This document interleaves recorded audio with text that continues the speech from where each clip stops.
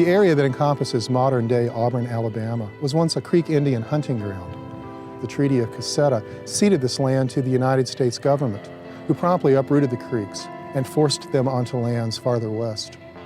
In 1836, at the urging of local Methodist missionaries, Judge John Harper of Harris County, Georgia, uprooted his own family and his slaves and moved to Auburn, the first family to do so. Harper went about building up the town and soon gave a swath of wooded land for the establishment of a cemetery, which he called Pine Hill. Unfortunately, one of the first graves ever dug was for his eldest son, William, who died of consumption in 1838. Just a few years later, Judge Harper himself was dead from tuberculosis and was buried here in Pine Hill. From the spring of 1864 through the end of the war, hundreds of wounded, sick, and dying soldiers were nursed back to health in makeshift hospitals located in Langdon Hall, Old Main, the chapel, and other sites in town. Unfortunately, 98 of these men did not survive, far from their families and homes and their comrades in the field. Long before the era of dog tags and DNA testing, a body could only be positively identified by friends and loved ones.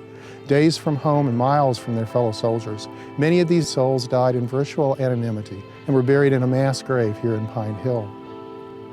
The obelisk that stands atop the grave was erected in 1893 by the Ladies Memorial Association, reflecting the widespread Confederate memorialization movement that swept the South after the war. Scattered across Pine Hill Cemetery, 71 other Union and Confederate soldiers and veterans, those who could be identified, are laid to rest. Many years later, the Auburn Heritage Association restored the grown-over cemetery to the condition you see today. Every other year, they hold candlelight tours that highlight other important graves here in the cemetery.